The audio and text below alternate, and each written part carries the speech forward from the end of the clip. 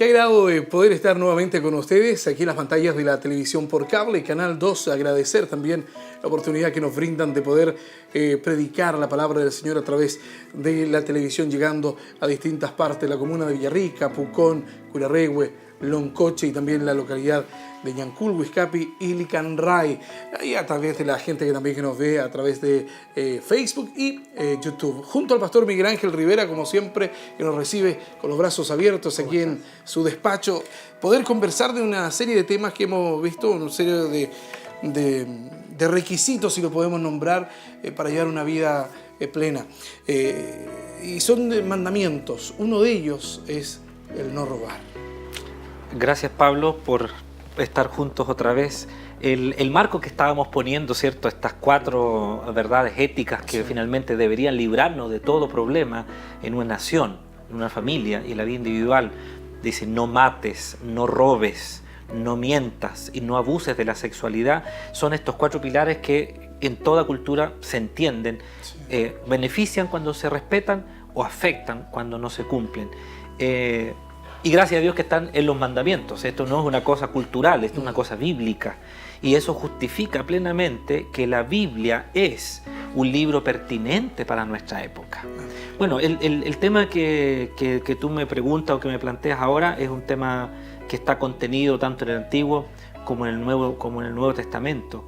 1 Timoteo 1:10 en el Nuevo Testamento dice, cierto, que los que abusan de la sexualidad, los que trafican esclavos, los que mienten o son embusteros y los que juran en falso, dices, no son o no deben ser atendidos. Entonces aquí ya vemos otra vez en Pablo, a Timoteo, estos 4 elementos, ¿cierto? No abuse la sexualidad, mira, no trafiques esclavos, y ahí me quiero concentrar. ¿Qué tiene que ver esta visión de Pablo, no trafiques, no vendas, no someta a tu hermano a esclavitud o lo vendas, con el tema de no robar? Sí, claro. Bueno, permíteme ir al libro de Éxodo, capítulo 21, verso 16. Mira lo que dice, después de los 10 mandamientos. El que secuestre a otro y lo venda, o al ser descubierto lo tenga aún en su poder, será condenado a muerte. El secuestro. Esta cosa es inquietante cuando nosotros nos ponemos a pensar en no robar. Cuando hablamos del mandamiento, no robarás, lo que se nos viene a nuestra mente principalmente, ¿qué cosa es? Sustraer un aparato electrónico. ¿Verdad? Tu Sí. lápiz o qué sé yo, otras cosas. Sí. Bueno, el último mandamiento dice no codicies.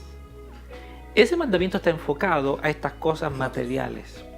La palabra latina que se tradujo para la Vulgata latina de la Biblia en el Antiguo Testamento usa la palabra plagio. El plagio es un secuestro. Entonces, cuando la Biblia dice no robes, el mandamiento se está refiriendo más que a robar cosas físicas, materiales, a ese tipo de robo al hurto que está señalado ya en el mandamiento no codicies, no desees para tomar para ti. El no robar históricamente ha sido traducido por los comentaristas de todos los siglos, de 1700, 1600 para adelante, ha sido traducido como no robarás tu prójimo. Es una cosa extraña para nosotros, extraño en el sentido de que nadie va a robar personas. Yo voy a robar a las personas. Voy a tomar algo que sea de él o de ella. Pero la Biblia dice no robes en el contexto de no robes personas. Por eso que Pablo a Timoteo dice claramente no trafiques esclavos. Y tú dices, ¿esclavitud? Nosotros, gracias a Dios, no vivimos esclavitud, pero históricamente la idea de robar personas se ha traducido a, ¿cierto?, la esclavitud. Miran, existen otros hechos que han pasado en la historia. Por ejemplo, habían órdenes de la Iglesia Católica que le pedía a los hijos, a la familia, para llevarlos a los monasterios y dedicarlos a la orden monástica que ellos tenían. Otro era la esclavitud, la venta de personas. Otro era el robar niños para transformarlos en mendigos o personas que robaban o pedían en las calles. Entonces, cuando nosotros empezamos a ampliar este tema de no robarás, voy a ponerte un ejemplo. Existe un país en África que no voy a mencionar, porque los creyentes en África, la meridional y la África norte, sufren mucha persecución. Existe un país en África donde en las aldeas o pueblos existe un líder espiritual en quien reside el gobierno de la aldea y también el gobierno espiritual. Por lo espiritual controlan el gobierno de la comunidad. Y ellos, Pablo, le quitan a los hijos, a las familias, entre los 5 y los 6 años de edad, y lo tienen en su poder hasta los 18 años. ¿Qué hacen en ese tiempo? Los maltratan y los mandan a robar o a mendigar, y le asignan una cuota. Y el niño debe volver a donde este líder, que en el fondo es su amo y él es esclavo, Sí, claro. debe volver con la cuota que se le asignó. Si no, Y si no, lo castigan. Inclusive más, Pablo. Existen otras aldeas donde a los niños que roban para ser mendigos, para robar, pero principalmente para ser mendigos, los mutilan para que den más impresión cuando los vean pidiendo. Les cortan un brazo, una pierna. Pablo, eso no entra en nuestra mente occidental. La pregunta que yo me hago en esto, la reflexión que hago, es que finalmente el mandamiento de no robar, que puede ser a través de la esclavitud o de robar mujeres, jóvenes para la trata de blancas, o sea, todo eso, el mandamiento que el Señor está trazando aquí no trata de robar cosas físicas, está hablando de robar personas, de la esclavitud, del abuso que hay de las culturas para sustraer. ¿Qué cosa? Yo diría en palabras muy simples, robar la libertad de una persona. Eso está prohibido en el mandamiento. El catecismo de Heidelberg habla sobre el plagio. Cuando el catecismo habla sobre el mandamiento no robarás, inmediatamente su traducción es no tendrás esclavitud, no secuestrarás una persona para hacerla tu esclava. El perder finalmente la libertad tiene mucha coherencia con el texto de los 10 mandamientos, porque los 10 mandamientos comienzan y dice: yo soy tu Dios que te saqué de Egipto, donde tú eras esclavo. Entonces los 10 mandamientos dicen: no habrá más esclavitud, no robes personas para ponerlas bajo tu sujeción y bajo tus órdenes, sí, y para venderla. Ahora, existe un comentarista bíblico del siglo XVII, Gisberto Boetius. Este Gisberto Boetius vivió como el 1500, 1600. Él dijo: quien venda esclavos está robándole el precioso tesoro de la libertad. Y esta frase ha trascendido en la historia. Vuelvo a repetir, lo dijo Gisberto Boetius, para que lo busques y tengas más información. Robar la libertad, en otras palabras, es lo que está prohibido aquí. No robes la libertad de otra persona, no lo hagas tu esclavo, ni abuses vendiéndolo, no robes. No está hablando de lo físico, reitero, estamos hablando de robar la integridad, robar la libertad de una persona.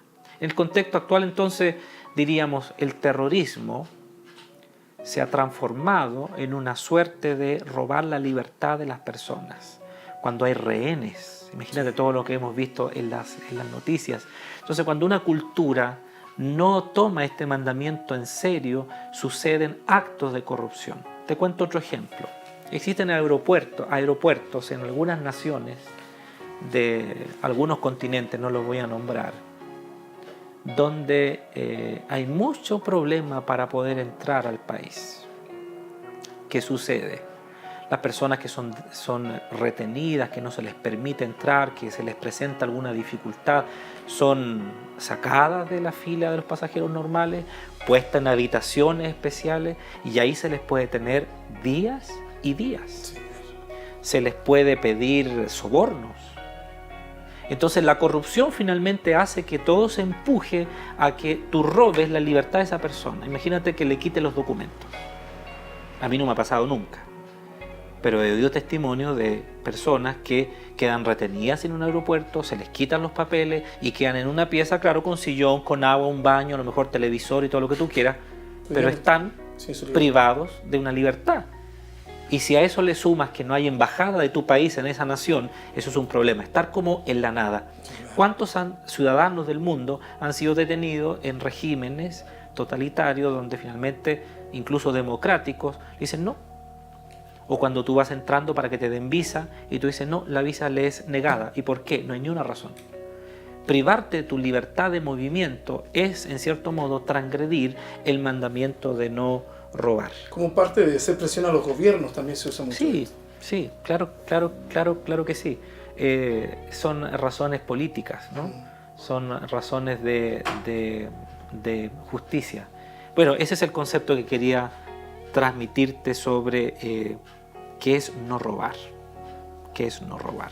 Hay otras formas de robo, la injusticia de los que tienen el poder en este caso. Bueno, aquí hay que respirar profundo. Sí. Hay que respirar profundo porque los efectos de no robar, los efectos de aplicar o no aplicar este mandamiento implican que hay una suerte de injusticia, ¿verdad?, que afecta a una nación entera y sobre todo en el abuso de poder, porque cuando una persona es secuestrada, cuando una persona se le roba su libertad, finalmente lo que está pasando es que alguien está abusando del poder. Si tú me das tiempo, puedo explicarlo enseguida más ampliamente. Vamos a hacer un alto, vamos a estar tocando ese tema que es muy interesante y queremos profundizar junto al pastor Miguel Ángel. Vamos a hacer una pequeña pausa en nuestros avisadores y ya estamos de regreso. Estamos de regreso visitando las iglesias y habíamos tocado un punto justamente de otra forma de robo, que es la injusticia de los que tienen el poder, aquellos que mandan más. Bueno, te dije que si me dabas tiempo podemos ir mirando algunas cosas y yo creo que este mandamiento nos ha afectado a nosotros principalmente ahora como nación, como país. Eso nos ha pasado. Yo quiero ser muy claro en esto. Nosotros no hacemos política, pero nosotros vivimos en una nación y los pastores, los hermanos, tenemos opinión, vamos escuchando en televisión. Espero que yo pueda transmitir lo mejor posible estas ideas que están estas enseñanzas que están en la Biblia sobre cómo es que nosotros hemos permitido que este mandamiento en nuestro país sea transgredido. Isaías capítulo 5 versículo número 8 dice esto, escucha por favor: hay de aquellos que acaparan casa tras casa y se apropian del campo tras campo hasta que no dejan lugar para nadie más y terminan viviendo solos en el país. ¿Qué te parece? Entonces, una cosa que estaba históricamente comentada por los comentaristas bíblicos a través de los siglos, sí, es que robar, no robes, implica, entre otras cosas, robar tierras, acaparar por aquellas personas con debilidad. Pongamos un ejemplo clásico. Una persona cae en desgracia, una mujer pierde a su marido, queda viuda. Para poder subsistir, ¿qué hace? Si tiene tierras, la va vendiendo. Y aparece el que tiene más poder económico, más posición, más influencia, y se entera que está esta desgracia. Y el texto bíblico en Isaías dice: ay de aquellos que acaparan para sí casa tras casa, campo tras campo. Diríamos hoy día, en la cultura secular que tenemos, capitalista, ¿verdad? Bueno, si tiene dinero, tú ganas mi dinero, yo gano más tierra. Compro aquí, compro allá, compro y voy acumulando para mí. Finalmente se terminan viviendo solos, porque van comprando todo, aprovechándose de la desgracia de los demás, comprando a un menor precio. ¿Qué pasa con las protestas de deudas? Estas cobranzas, los embargos, personas que quedan viudas y tienen que vender sus tierras para poder seguir viviendo, etcétera, ¿no? El catecismo de Heidelberg, otra vez lo menciono, dice, escucha lo que dice porque es impresionante: las personas comunes y corrientes cometen pequeños robos o hurtos, pero los robos a gran escala son parte de la nobleza. Están rodeados de lujo y de esplendor. Eso, lo que se hace en la alta sociedad o la alta nobleza o los que tienen poder, dice el Catecismo de Heidelberg, sigue siendo robo. Entonces el mandamiento no robarás ahora se empieza a hacer más cercano, más entendible. Dice, yo nunca le he robado nada a nadie. Nuestro país ha sido víctima. Podemos decir, no está comprobado, hay que seguir los procesos judiciales, pero finalmente este principio, robarle la propiedad, la libertad, y ahora estamos entrando el tema de abusar de la posición que tengo, es parte del robo. Existe un político de antes de Cristo, en la cultura griega, Marco Porcio Catón. Él dijo lo siguiente: los ladrones que hurtan bienes privados pasan la vida en la cárcel. Los ladrones que roban los bienes públicos andan caminando libres, adornados de oro y de manto de autoridad. Y estoy hablando de Marco Porcio Catón del año 149 a.C. ¿Qué me puedes decir? Alguno dirá, pastor, pero eso no sale en la Biblia. No, pues, la Biblia dice no robes. Pero los pensadores, la gente que trazó leyes en la humanidad y que de repente los dejamos allá porque, mire, 20 siglos atrás, pero este hombre dice, no sé lo que tú piensas de lo que él escribió, pero él dice, claro, los ladrones roban cosas pequeñas y pasan toda su vida en la cárcel. Claro. Pero los que tienen autoridad, los ladrones que roban los bienes públicos, dice, no tienen cárcel, están libres. Ahora, la protesta contra la injusticia no nace con Marx, sino que ya en los tiempos de Martín Lutero había protesta, había enseñanza sobre la injusticia y el robo de los poderosos hacia los más pobres y hacia los países enteros. Martín Lutero, en su catecismo mayor, él tiene un catecismo mayor y un catecismo menor. En el catecismo mayor, Lutero toca en una de sus secciones la injusticia social y dice: sería mejor que dejáramos tranquilos a los ladrones menores, con tal que pudiéramos arrestar a los archiladrones grandes, poderosos con quienes se asocian los que están en el poder. Saquean no solo una ciudad, sino que la nación entera. Y Martín Lutero está escribiendo eso y sigue: quien puede robar y sustraer públicamente anda sintiéndose seguro y libre, esperando que los demás lo honren, mientras que los ladrones menores, furtivos, son culpables de ofensas menores. Ellos deben sufrir la cárcel para contribuir a la apariencia de piedad de una nación. En otras palabras, hay que meter preso a gente. Robó en una botillería y decimos, está bien. Robó en una casa y se robó un televisor y una cámara de video. Hay que meterlo en la cárcel, ¿verdad? Y el país dice, el nivel de sensación de inseguridad ha bajado porque tenemos toda la gente presa y todo lo demás. Pero ¿cómo nos sentimos los ciudadanos cuando finalmente a estos los metemos presos, pero a otros que tienen más poder nadie les puede hacer nada? Quiero que pensemos, el libro de Deuteronomio capítulo 5, verso 19 dice que el que ha robado y saqueado tendrá su turno en algún minuto. A él también lo robarán. Y ahora quiero llevarte a través de algunos pasajes bíblicos para que nosotros entendamos, por favor entendamos, que quienes están en autoridad, quienes ostentan el control, el poder, que tienen gobierno, no solo a niveles nacionales, sino que todo nivel empresarial, social, organizativo, gubernamental, tienen que entender que la Biblia tiene parámetros. No hay que robar, no hay que enriquecerse por la desgracia del pobre y no hay que abusar. Dice, por eso que metemos presos a los chiquititos, a los que roban poquito, y a los otros no le hacemos nada. Eso es una injusticia, eso es permitir robar. Una nación que permite robar está transgrediendo este mandamiento. Acompáñame en la lectura bíblica. El libro de Jeremías, el capítulo número 22, dice de la siguiente manera. Versículo número 13 hasta el 17. Ay del que edifica su casa y sus habitaciones superiores, violentando la justicia y el derecho, o sea, haciendo negocios fraudulentos. Ay de aquel que obliga a su prójimo a trabajar de balde y no le paga por su trabajo. ¿Qué me dices? La Escritura dice eso. Ay, hay. Esa expresión es fuerte. Es fuerte, dice, por favor, yo estoy mirando desde arriba. Entonces, hay gente que se construye casa con el dinero de otros.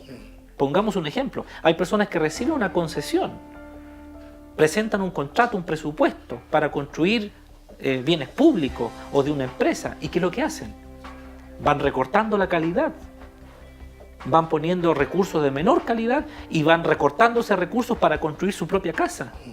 Eso es robar. Eso es robar lis y llanamente. El libro de Amós, capítulo número 8, versículos 4 al 6. Mira lo que dice. Oigan esto los que pisotean a los necesitados y exterminan a los pobres de la tierra. Ustedes dicen, ¿cuándo pasará la fiesta de la luna nueva para que podamos vender el grano, o el día de reposo para que pongamos a venta el trigo? Ustedes buscan achicar la medida y aumentar el precio, falsean las balanzas y venden los desechos del trigo para comprar del desvalido su dinero.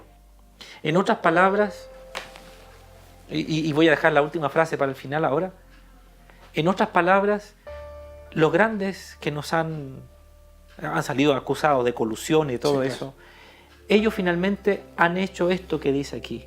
Cuando la gente va a necesitar nuestros productos, le vamos a achicar la medida, bajar la calidad y subir el precio.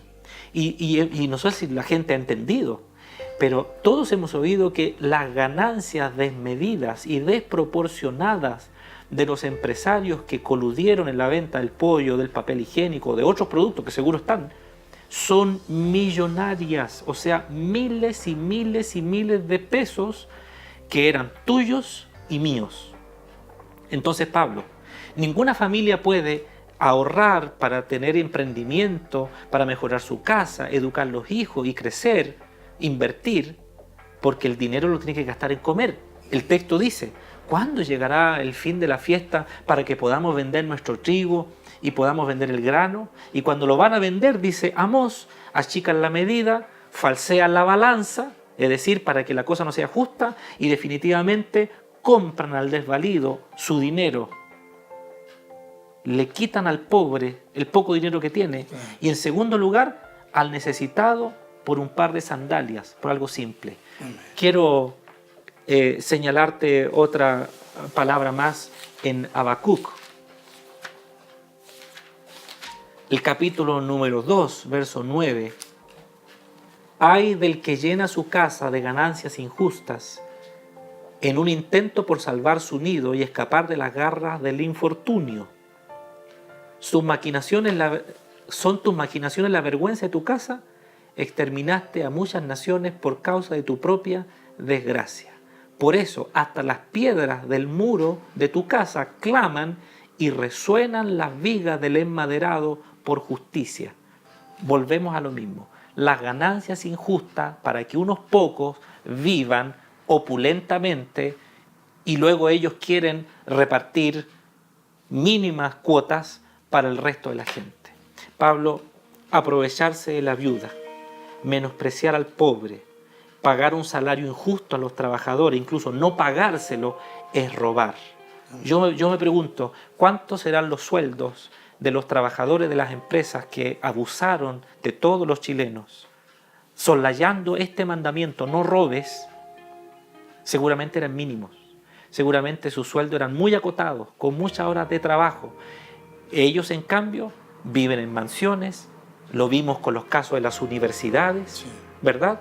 Gente que recibió mucho dinero, que finalmente lo que hizo fue transgredir el mandamiento, no robes. Reitero finalmente, hermano, apropiarme de la libertad de las personas es en la concepción del mandamiento no robarás, no robes la libertad de tu hermano. Y lo segundo, existe otra forma injusta de robar, y es que los que están en autoridad y tienen el poder le roben a todos los que están abajo, que necesitan, que no tienen toda la solvencia económica. Y en nuestro país la solución no es modificar un sistema de repartición, en que los ricos dejen de ser ricos y le demos a los pobres, en una repartición socialista. La solución está en que no transgridamos los principios bíblicos. Si los ricos fueran convertidos al cristianismo, entenderían que no pueden robarle al pobre. Entenderían que no puede abusar de la viuda, que lo único que tiene es un poco de dinero para comprar medicamentos, y aún en los medicamentos. Imagínate el conflicto que tenemos ahora en las farmacias populares, que venden un mismo producto que cuesta 10.000, ellos lo venden a 1.500. Y las grandes farmacias dicen, ¿cómo? ¿El precio cuál es? ¿Cuál es el precio real? Yo quisiera orar a Dios sinceramente para que nuestro país, que se dice católico en un alto porcentaje, con Dios, y evangélico en un porcentaje no despreciable, podamos de una vez por todas comenzar a enseñarle a la gente los principios del reino de Dios. No robes, no abuses de la condición del pobre, no te aproveches de que eres rico, no robes. Antes de orar, ¿estamos robando a Dios? En algunos casos, los cristianos viven con una mentalidad mundana. No se están sujetando a Dios en su vida económica. No solo al dar el diezmo, sino que en cómo utilizan el 90% que les queda a cada uno. En algún minuto espero, Pablo, poder compartir contigo no solo por qué debemos diezmar, sino que qué hacer con el 90% que queda. Cómo ser libre de las deudas, cómo vivir una vida libre con lo que Dios te dio. Espera. Padre, nuestro país ha estado abatido, sacudido, golpeado por noticias que muchos de nosotros la dejamos como allá arriba. Eso sucede arriba, no me interesa. Yo tengo que seguir viviendo, trabajando, comiendo el pan de cada día. Pero finalmente, Señor, si los poderosos de esta nación, aquellos que tienen el control económico, entendieran el mandamiento, temieran a Dios y no robaran, nuestra vida pudiese ser más justa. También entendemos, Señor, que el cristianismo tiene una tremenda responsabilidad: discipular naciones, discipular gobernantes, discipular profesionales que van entrando en el mundo bancario, en el mundo del trabajo y la empresa. Te pido por los profesionales jóvenes de nuestras iglesias, te pido por los empresarios de nuestras iglesias, te pido por la justicia y por la enseñanza bíblica para que ellos tengan una calidad mejor de conducta, para que ellos tengan un trato mejor a sus trabajadores y para que la distribución y la pobreza, Señor, vaya erradicándose. A los pobres los tendremos siempre, pero hay que procurar que no tengan ninguna necesidad, que no los empujemos a malos hábitos y que tampoco, Señor, despreciemos el mandamiento que dice: el que da al pobre, a Dios le presta. Oramos en el nombre de Cristo por nuestro país. Amén. Amén. Visitando las iglesias. Muchas gracias, pastor. Gracias por estar con nosotros. Siga junto a nosotros.